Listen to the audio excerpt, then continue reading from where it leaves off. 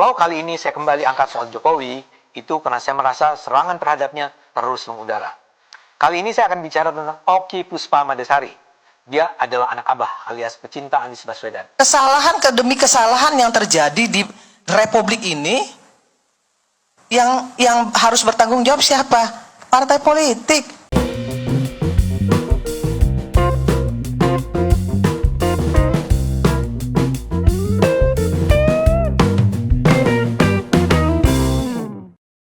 Assalamualaikum warahmatullahi wabarakatuh. Shalom, Om Swastiastu, Namo Buddhaya. Salam kebajikan, salam sejahtera bagi kita semua. Kembali lagi dengan saya di sini Leonardo Sirait di channel kesayangan kita ini, Sirait Media. Oke teman-teman, kali ini kita akan membahas hal yang sangat menarik untuk kita simak bersama-sama. Tentunya sangat menarik karena tim Prabowo Gibran dan juga netizen membongkar bagaimana strategi-strategi jahat dari para pembenci utamanya, anak banteng ya, dan juga anak onta untuk merusak hubungan Pak Jokowi dan juga Pak Prabowo, teman-teman. Selain itu, ada video dari Irma Suryani yang membantu segala tuduhan dari anak banteng terhadap fitnah mereka kepada Pak Jokowi. Oke, tanpa berlama-lama langsung aja kita saksikan video berikut ini. Kesalahan demi kesalahan yang terjadi di Republik ini, yang harus bertanggung jawab siapa? Partai politik. Partai politik. Karena partai politiknya pragmatis semua. Kalau partai politiknya nggak pragmatis, nggak mungkin bisa disandera. Jadi nggak usah juga kita mengatakan Mulyono itu salah, ya kan? Kemudian Samsul itu begana begini begono. Yang endorse Samsul juga partai politik kok. Siapa yang mau jawab? Yang mengendorse Samsul itu partai politik. Ya bapaknya senang-senang aja. Betul. Gitu. Ya kalau mau diperbaiki, perbaiki. Ayo perbaiki partai politiknya, jangan pragmatis. Sehingga nggak bisa disandera. Harus dibalik dong. Jangan malah dibalik kita seolah-olah kita merasa diri kita paling bersih, paling apa namanya? Paling suci, paling bener. Enggak juga. Kesalahan. Ya. Kalau selalu tepuk dada inilah saya, ya nggak bisa juga. Kalau kali ini saya kembali angkat soal Jokowi, itu karena saya merasa serangan terhadapnya terus mengudara. Kali ini saya akan bicara tentang Oki Puspa Madasari. Dia adalah anak abah alias pecinta Anies Baswedan. Perempuan berjilbab ini pintar. Dia novelis sekaligus sosiolog. Gelar PhD-nya diperoleh di National University of Singapore. Sejak 2010, Oki sudah menerbitkan 5 novel, 1 kumpulan cerita pendek, 3 novel anak-anak, dan 1 buku non-fiksi. Keren kan? Dia ini, seperti saya katakan, pintar dan berwawasan. Tapi begitu masuk ke urusan Jokowi, segenap kepintaran itu seperti terbang melayang menjauh dari seketika. dirinya. Ketika bicara soal Jokowi, dia seakan menjadi pengarang fiksi yang terbang bebas dengan imajinasi liarnya. Ini saya saksikan dalam acara podcast dia bersama Abraham Samad, mantan Ketua KPK periode 2011-2015. Seharusnya kan kalau ada 2 orang pintar bertemu, kita akan menyaksikan diskusi kaya, mendalam, dan tajam.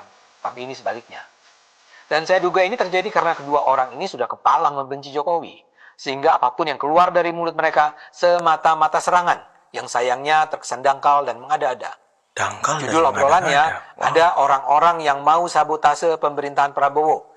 Dan subjudulnya Jokowi tidak kebal hukum. Kira-kira Anda sudah bisa ya menangkap semangat mereka. Percakapan mereka dimulai dari soal OCCRP alias Organized Crime and Corruption Reporting Project. Semoga Anda termasuk kalangan yang berakal sehat yang tahu bahwa OCCRP tidak menganggap Jokowi sebagai pemimpin korup. Karena mereka tidak menemukan bukti bahwa Jokowi korupsi. Itu sangat clear. Karena itu saya betul-betul heran ketika Oki percaya bahwa menurut OCCRP, Jokowi adalah seorang koruptor. Seharusnya seorang PhD seperti Oki bisa lebih berhati-hati dalam menyampaikan ucapan sekontroversial itu. Betul. Menurut saya ada 2 kemungkinan untuk menjelaskan kekacauan argumennya. Pertama, dia hanya mendengar orang-orang di sekitarnya yang dengan sembarangan menyebarkan fitnah itu. Masalahnya tanpa merasa perlu memeriksa, dia kemudian menyampaikannya secara terbuka di ruang publik. Tapi ada kemungkinan kedua, bahwa dia sebenarnya tahu Jokowi tidak dituduh korupsi oleh OCCRP, tapi dia merasa harus dengan sengaja menyesatkan pengetahuan publik. Jadi dia mungkin saja ceroboh, atau mungkin juga sengaja. Terlepas dari apa yang sebenarnya terjadi, diskusi Oki dan Samad ini pada dasarnya melandaskan diri pada premis yang jelas-jelas salah. Atas dasar asumsi yang salah itu, Oki mengatakan Jokowi harus diadili, harus dibawa ke pengadilan, dan harus mendapat hukuman. Tapi masalahnya, kata Oki, lembaga peradilan di Indonesia tidak ada satupun yang berani mengadili Jokowi. Sampai saat ini tidak ada yang bergerak, ujarnya. Menurutnya laporan OCCRP seharusnya membangunkan masyarakat dan penegak hukum bahwa ada mantan presiden yang tidak boleh dibiarkan begitu saja melenggang. Oki itu memuji OCCRP sebagai lembaga yang kredibel. Dia lantas menegaskan, peringatan OCCRP bahwa Jokowi korup ini terus dilawan para buzzer pendukung Jokowi yang disebutnya sebagai cebokers. Para cebokers itu menganggap laporan OCCRP tidak valid, tidak berdasar. Kita itu bukan cebokers guys, tapi ternak Mulyono dan anak jenderal. Waduh. Padahal, kata Oki, mereka, OCCRP itu, memiliki rekam jejak yang panjang. Dengan sinis, Oki mengatakan para pemimpin dari negara-negara lain yang masuk dalam daftar finalis pemimpin korup versi OCCRP ternyata memang bermasalah.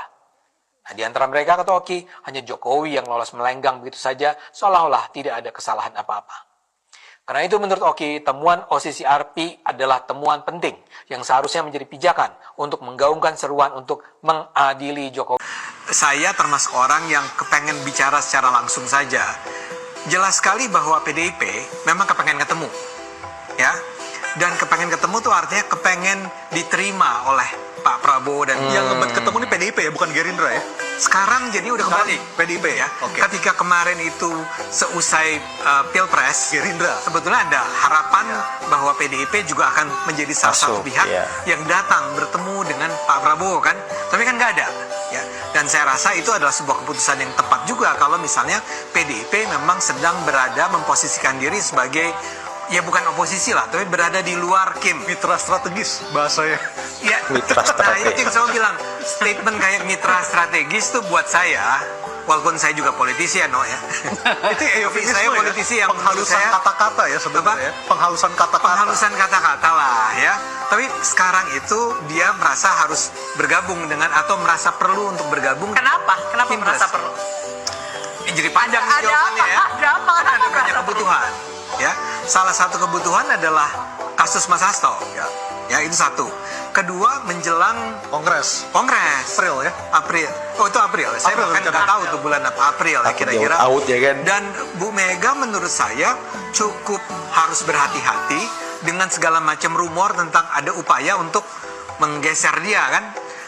Jadi salah satu yang bisa memproteksi dia saat ini adalah, menurut saya, dugaan saya ini, mungkin saya salah, saya minta maaf kalau saya salah, itu adalah kalau dia terlihat dekat dengan Pak Prabowo. Itu misalnya ya, ini kan kita sedang menakar-nakar.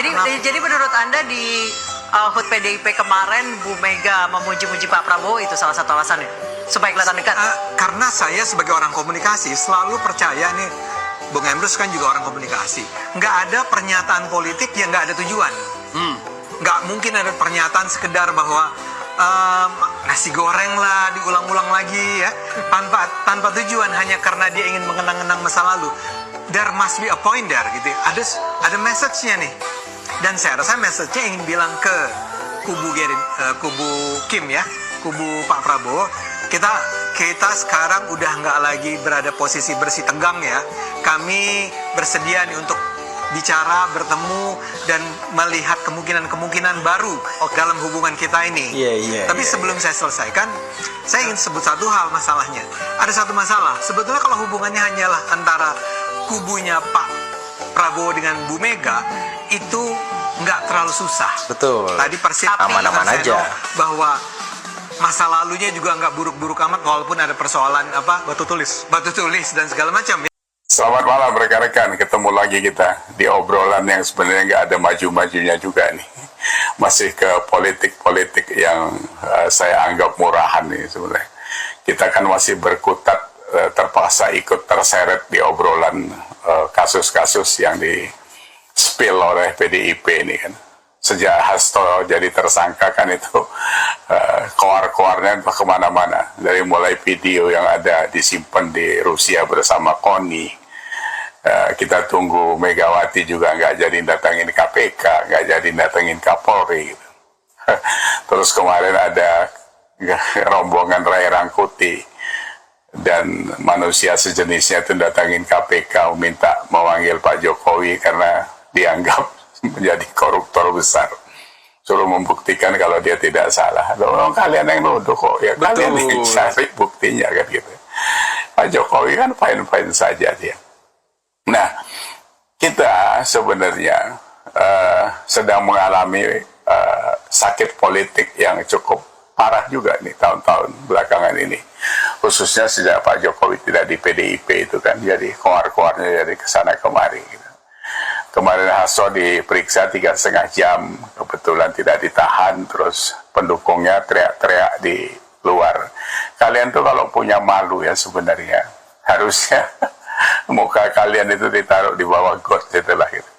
Karena yang kalian bela itu kan sebuah kesalahan yang lagi berproses hukum. Tunggu saja nanti kalau dia tidak salah ya tidak menjalani hukuman, kalau salah ya dihadapi. Ya seperti ada statement Puan ya hukum dihadapilah gitu kan. Artinya ya jangan koar-koar saja gitu kan.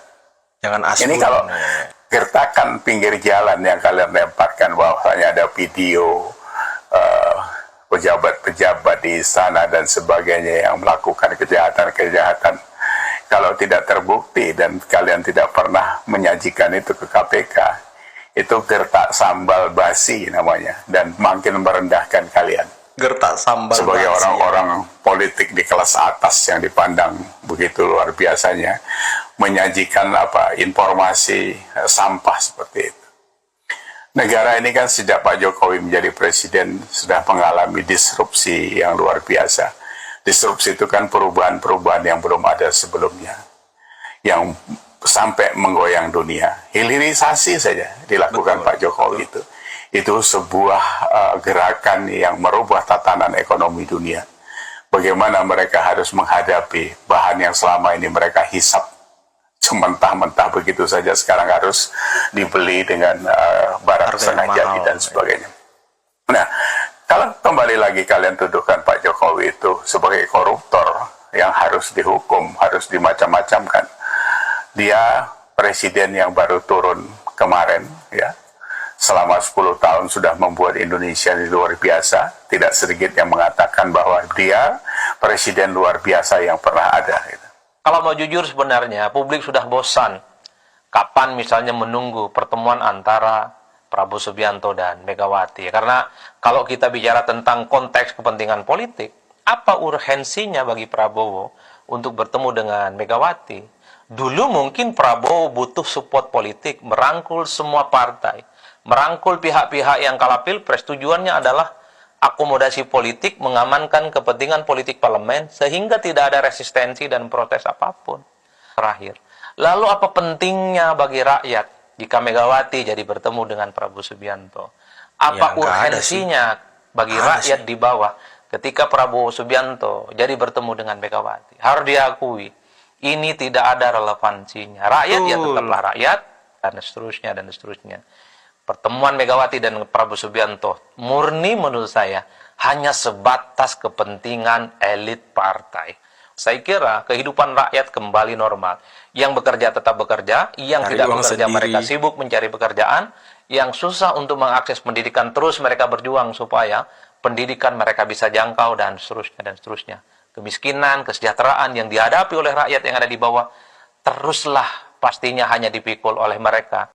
Oke teman-teman, mungkin itu saja video yang bisa kita simak ya, yang bisa kita saksikan pada kesempatan kali ini. Dan menarik ya, bagaimana strategi para pembenci yang ingin terus menerus merusak hubungan Pak Jokowi dan juga Pak Prabowo. Karena pilar-pilar Indonesia sekarang ini teman-teman, sepertinya Pak Jokowi dan Pak Prabowo pilar berkelanjutan, pilar hilirisasi, pilar Indonesia Emas 2045 ya. Itu yang bisa saya sampaikan teman-teman. Tanggapan teman-teman yang menonton video ini bagaimana? Boleh berikan pandangan kalian di kolom komentar. Pesan saya pokoknya tetap jaga persatuan Indonesia. Jangan mau dipecah belah, jangan mau diadu domba, karena NKRI harga mati. Saya Leonardo Sirait, mohon undur diri. Bye-bye.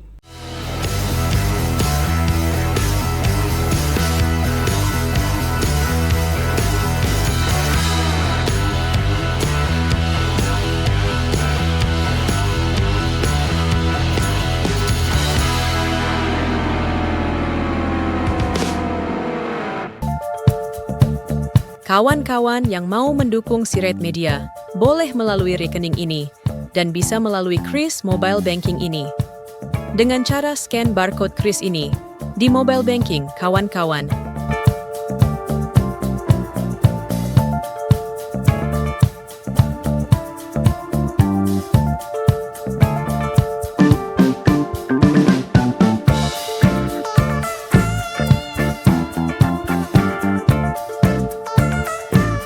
Dan jangan lupa juga mendukung pelayanan di yayasan kami melalui rekening ini dan bisa melalui Kris Mobile Banking ini.